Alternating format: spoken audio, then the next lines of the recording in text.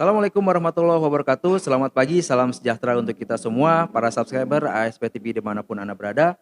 Semoga pada kesempatan hari ini teman-teman dalam kondisi yang sehat walafiat dan dapat menjalankan aktivitas ibadah puasa dengan lancar. Baik, pada kesempatan kali ini saya akan coba memaparkan 10 fasilitas yang diharapkan karyawan selain gaji. Nah, tadi kan di video sebelumnya saya menerangkan karyawan ideal yang diinginkan oleh perusahaan itu seperti apa. Nah, ini sebaliknya. Fasilitas apa sih yang diinginkan oleh seorang karyawan di perusahaan yang dia ingin masuki?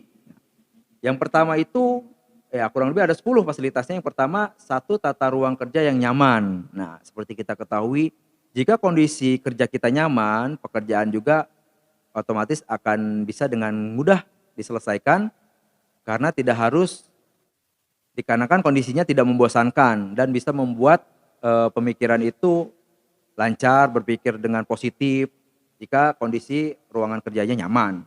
Yang kedua adalah fasilitas kebugaran dan kesehatan. Mungkin ini masih jarang ya kita temui, cuman di perusahaan-perusahaan besar ini sudah ada tempat-tempat fitness di lantai atasnya, itu sudah ada di perusahaan-perusahaan besar. Cuman masih sedikit lah untuk fasilitas kebugaran. Ini fungsinya untuk apa?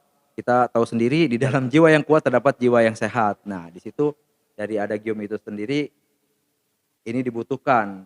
Karena jika seseorang atau karyawan itu sehat, maka dia bisa berpikir dengan positif, ya. Yang ketiga adalah pengakuan kinerja. Nah, ini yang sering dilupakan oleh pengusaha.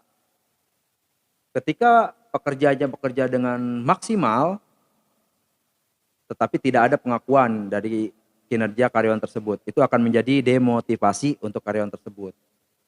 Sangat simpel, ucapan dari seorang atasan kepada bawahan hanya misalkan satu kata nih, "Semangat ya." Nah, itu bisa berdampak besar untuk seorang pekerja karena itu diucapkan oleh atasan.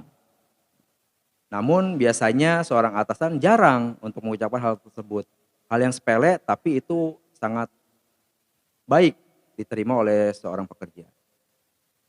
Yang ketiga adalah fasilitas ramah anak. Nah, tidak jarang pekerja yang dipekerjakan di perusahaan ini atau banyak sekali orang tua yang harus bekerja meninggalkan anaknya.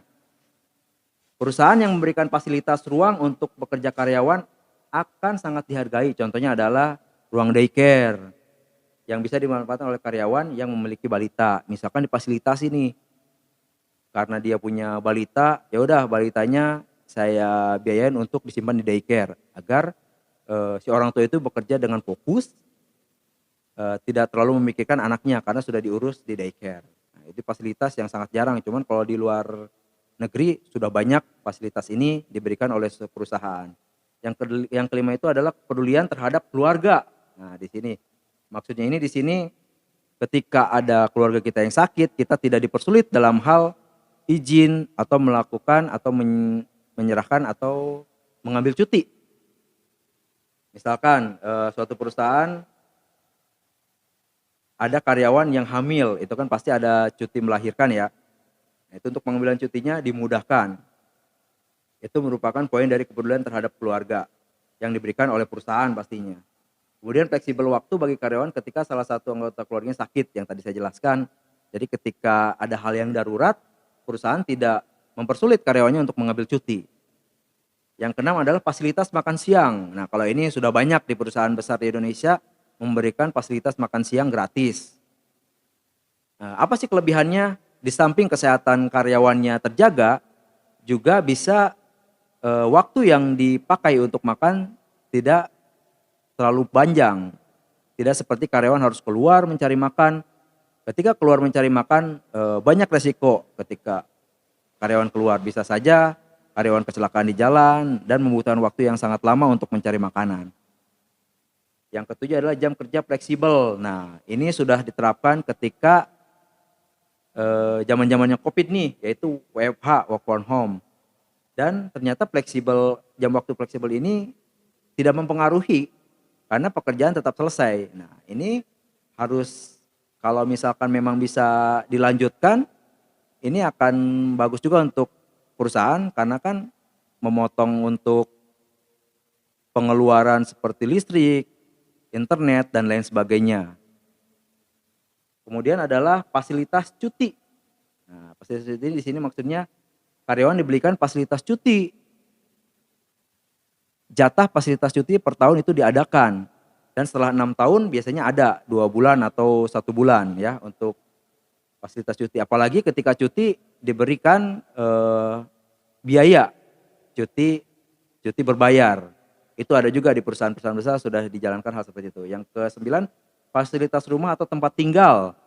Misalkan seseorang naik pangkat ditempatkan di cabang yang jauh, itu difasilitasi rumahnya. Itu akan jauh lebih baik. Dan itu yang dicari seluruh karyawan yang ingin mendaftar di perusahaan. Yang terakhir, ruang bermain dan bersantai. Nah, kita ketika jenuh bekerja, ada ruang untuk bermain nih. Seperti ya gampang-gampang aja mainnya, seperti main biliar. Biasanya di perusahaan-perusahaan besar di lantai atasnya suka ada tuh untuk tempat bermain biliar atau bermain bowling. Atau untuk bersantai, menghilangkan penat, itu dibutuhkan jika memang perusahaan ingin mendapatkan hal yang maksimal dari pekerjanya. Baik teman-teman, itulah 10 fasilitas selain gaji yang diinginkan oleh pekerja dari perusahaannya. Terima kasih atas perhatiannya. Assalamualaikum warahmatullahi wabarakatuh.